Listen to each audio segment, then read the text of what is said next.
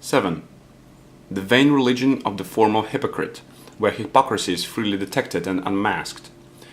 8. Cain and Abel, in which the malignity of the enmity between the seed of the woman and the seed of the serpent is proved to have discovered itself from the first. 9. Knowledge and love, wherein conceited knowledge is exposed and the excellency of divine love displayed. 10. Catholic unity, a sermon preached in St. Martin's Church, in which it is shown how greatly ungodliness tendeth to divisions and godliness to the truest unity and peace. 11. The true and only way of concord.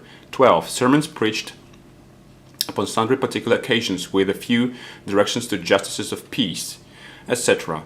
I shall only add that if the recommendations of others would have any influence upon the readers, or their characters of the author increase their esteem, few writers would have more advantage than Mr. Baxter. For besides that there are none of our practical divines whose works have been translated into more foreign languages, nor are read with more admiration abroad than his, there is no one who by the fittest judges has been more applauded. Mr. Pitcairn, in his Harmony of the Evangelists, page 269, professes the great esteem for his learning, acuteness, and piety. Mr. Wood, professor of divinity in the University of St. Andrews, in his answer to Mr. Lockyer, represents Mr. Baxter as most judicious, acute, and godly man. The Honourable Robert Boyle, Esquire, declared Mr. Baxter to be the fittest man of the age for a casuist, because he feared no man's displeasure, nor hoped for any man's preferment. He was often quoted by some of the most celebrated divines of the Church with respect, as by Bishop Patrick, Bishop Stillingfleet, Bishop Burnet, and Dr. Sherlock, as also by Mr. Hotchkiss and Mr. Wade and others.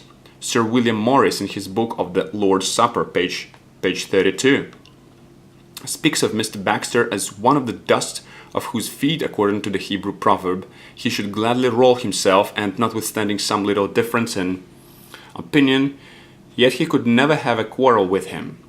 And he declares that he could only say, as Favorinus did of Adrian, "It is not for me to contend with him who commands legions of notions and arguments. For me," says he, "to throw a dart at him from Bellona's temple, which was the denunciation of war, were to show myself like one of the priests of that goddess, which were all fanatic, and used to fear their own flesh.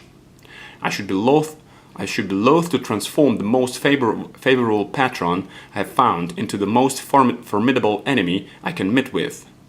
And as he that thought it enough to eternize his memory, to inscribe upon his monument his friendship he had with Sir Philip Sidney, so says he, my Thomson could not have been ambitious of a more honourable epitaph than Mr. Baxter's approbation."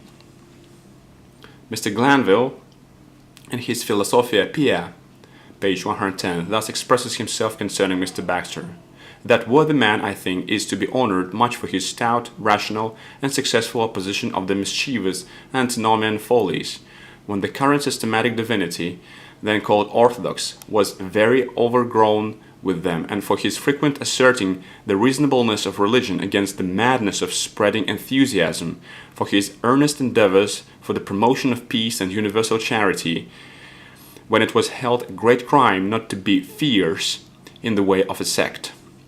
That he was a person worthy of great respect, and that he," that is, Mr. Glanville, "could scarce forbear affirming concerning him as a learned doctor of the Church of England did,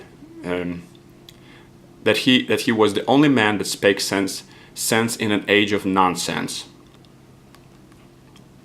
Mr. Woodbridge, in his Treatise of Justification, says that Mr. Baxter was a man made on purpose to encounter with opposition for the sake of truth.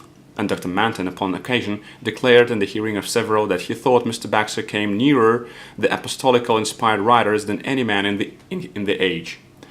It having been proposed to reprint the practical works of the excellent Mr. Baxter in 4 volumes, a design fitted to promote and propagate serious religion, not only in the present age but to posterity, we, whose names are subscribed, do most heartily recommend it to all ministers, gentlemen, and others, to whom the interest of our Lord Jesus Christ is dear, that they would do their utmost to encourage so good a work.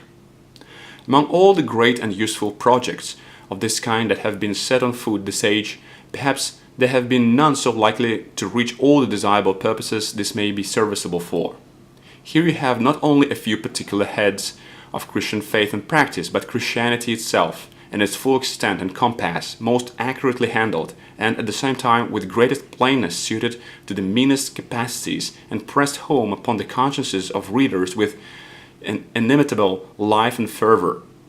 And how great an advantage must it be to have such a help at hand in families to which you may have recourse upon all occasions to clear your judgments in the great articles of religion, to ease your minds in the most perplexing cases of conscience, to engage and direct you in the several most important exercises of godliness. You need not fear any danger from hence of being influenced for or against any party of Christians as such, for in all his writings you will find the evidences of a large and truly Christian spirit, too great to be confined to the narrow limits of one or other party, and that noble Catholic temper is what he everywhere labors to infuse into his readers, a temper not only most pleasant to the persons themselves in whom it has place, but which at last must heal all the unhappy differences in the Christian world, if ever God have so much mercy for us. George Hammond, Abraham Hume.